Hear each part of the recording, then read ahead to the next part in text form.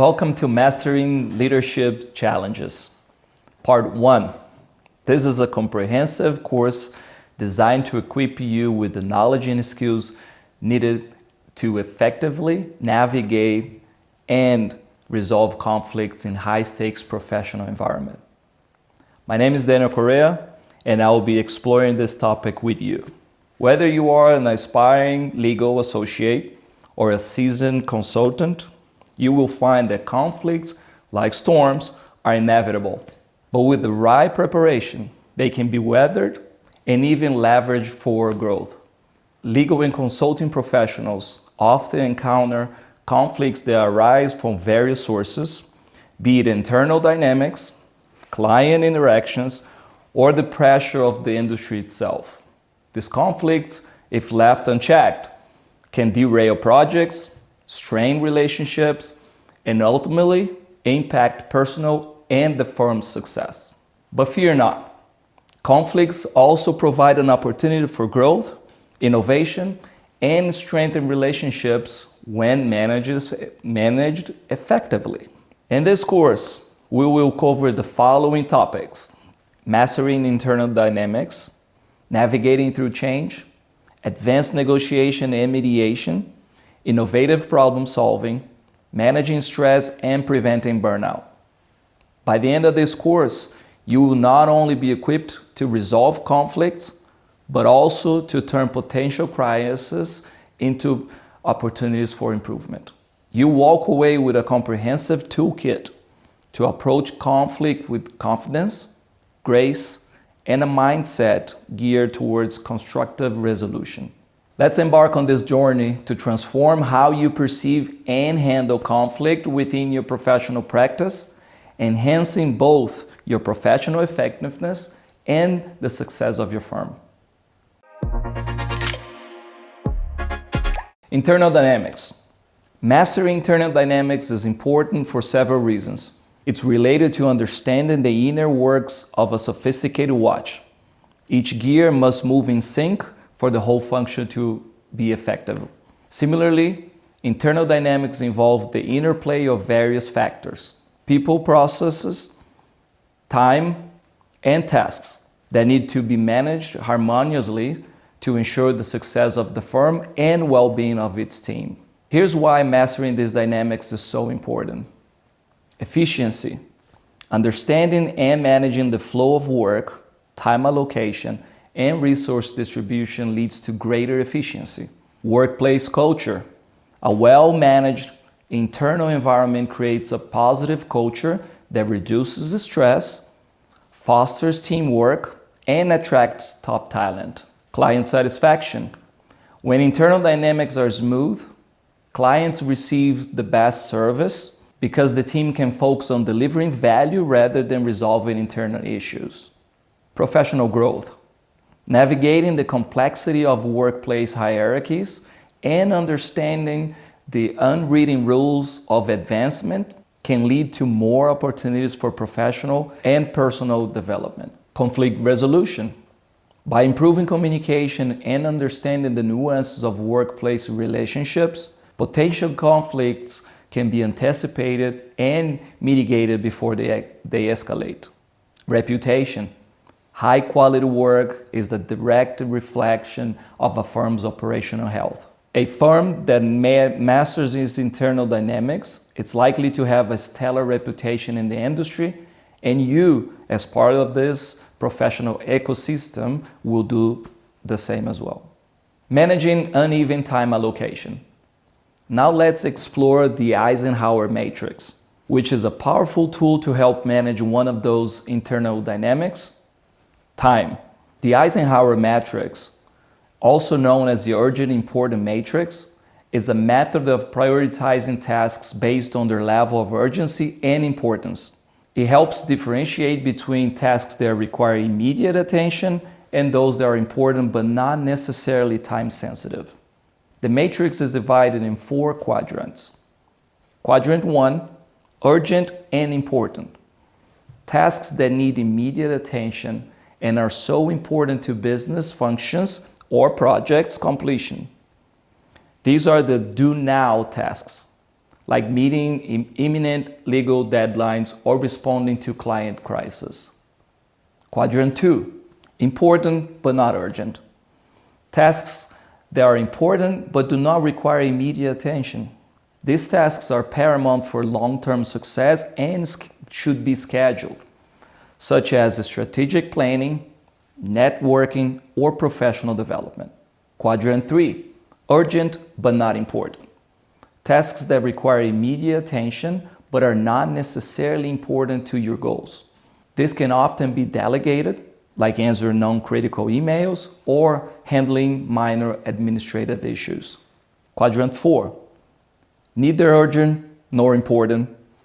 Activities that are not urgent and not important, these are the least productive use of your time, such as mindlessly browsing through the internet or gossiping, and should be minimized or even eliminated. By using the Eisenhower matrix, you can prioritize your workload to ensure you're focusing on the tasks that are essential for your success. It encourages strategic thinking, disciplined action, helping you to spend your time wisely and increase effectiveness spontaneously. Picture this. On one side, we have John, who has just realized he has spent 80% of his time on a project that only contributes to 20% of the impact.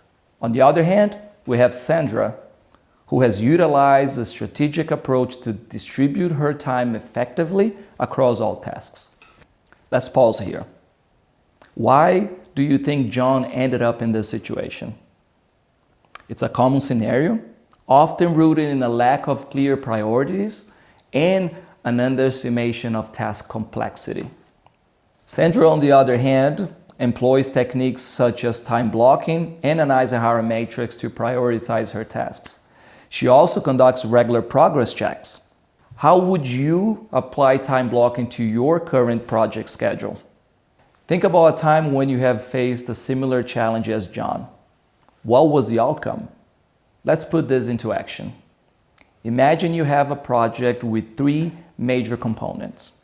How would you allocate your time? Consider the impact of each component and the deadline. Time blocking is not just about allocating times. It is about aligning those hours with the project's goals. Sandra reviews her priorities at the start of the week, ensuring her schedule reflects the most critical tasks. What can you delegate or defer to ensure you are focused on the right tasks? By applying these techniques, John has adjusted his course and is now on track. Sandra's project is a success, delivered on time and with exceptional quality. Another technique is the Pareto principle, or the 80-20 rule, which suggests that 80% of outcomes result from 20% of efforts, emphasizing the need of focus on high-impact activities. You, as a senior consultant, is facing a week filled with client meetings, project deadlines, and internal responsibilities. You start by listing all your tasks for the week and apply the Eisenhower matrix to categorize them. You identify 2 client presentations as both urgent and important, quadrant 1, and block off uninterrupted time in your schedule to prepare for these. You also recognize that updating the team's project dashboard is important but not urgent, quadrant 2, and schedule time later in the week for this task. You notice several tasks that are urgent but not important to your goals, quadrant 3, such as attending a non-essential department meeting. You delegate this to a junior team member, explaining its relevance and providing an opportunity for them to learn. Lastly, you identify tasks that are neither urgent nor important, quadrant 4, such as sorting through old emails, and decide to eliminate this from your schedule entirely. Throughout the week, you use the 80-20 rule to ensure you're focusing on activities that will have the greatest impact on your projects and client satisfaction. You also set aside time for unexpected tasks and personal development, maintaining a balanced approach to your workload. Mastering your time on projects is about more than just staying busy. It's about staying strategically busy. As you move through this course, remember John and Sarah's tales. Like them, you can control your time rather than let it control you. Navigate the complexities of workplace hierarchies. Workplace hierarchies, while essential for organizing roles and responsibilities within your organization, can also be a fertile ground for conflict. Understanding these common conflicts is essential for developing strategies to mitigate them effectively. Here are several conflicts that frequently arise due to workplace hierarchies, especially in environments like legal and consulting firms, where pressure is high and stakes are significant. Power dynamics and authority issues. Conflict often arises when there is ambiguity about authority lines or when individuals overstep their boundaries. For example, a senior partner might bypass a team lead, directly assigning tasks to junior staff, undermining the team lead's authority and causing tension. Communication breakdowns. Hierarchical structures can sometimes hinder clear and open communication. Information may not flow freely across different levels of hierarchy, leading to misinterpretations and lack of transparency. This can cause frustration and mistrust among team members. Lack of recognition. Employees lower in the hierarchy might feel their contributions are overlooked or undervalued by upper management. This can lead to demotivation and resentment, particularly if higher-ups take credit for success without acknowledging the efforts of junior staff. Resistance to innovation. Hierarchies can create an environment where new ideas are stifled because they threaten the status quo or challenge the authority of higher-ups. This resistance can prevent the organization from evolving and adapting to new challenges, creating internal conflicts between innovators and those resistant to change. Career advancement and favoritism. Conflicts can emerge around perceptions of favoritism in promotions or opportunities for advancement. When it appears that decisions are made based on relationships rather than merit, it can lead to discontent and accusations of bias, impacting morale and productivity. Resource allocation.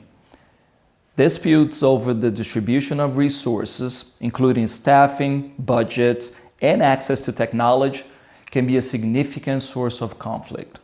Departments or individuals may feel they are not receiving fair support from management, leading to competition and infighting. Workload distribution.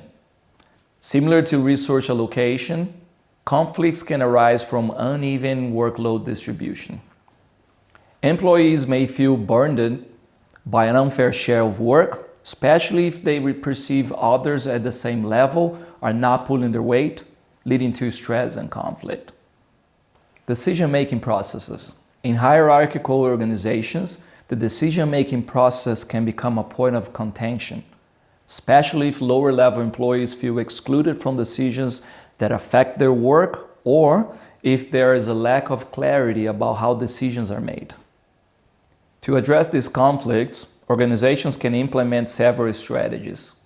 Enhance communication, establish clear channels and regular opportunities for communication across all levels to ensure transparency and inclusivity. Clarify roles and responsibilities. Make sure everyone understands their role within the organization, including the scope of their authority and decision-making power. Recognize contributions. Develop a culture of recognition where contributions at all levels are acknowledged and celebrated. Encourage innovation. Create mechanisms for employees at all levels to submit ideas and feedback, ensuring that innovation is not only welcomed but encouraged. Merit-based advancement. Ensure that career advancement opportunities are based on merit with transparent criteria and processes. Fair resource allocation. Develop clear criteria for resource allocation that are understood and accepted across the organization. Workload management. Regularly review workload distribution to ensure fairness and address any imbalance proactively. Hierarchies impact everything from project management to career progression.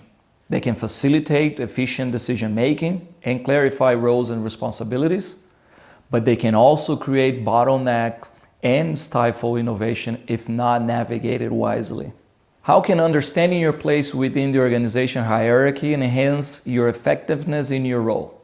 Understanding your position can help you communicate more effectively, identify the appropriate channels for your ideas and concerns, and recognize the strategic moves that can enhance your career progression.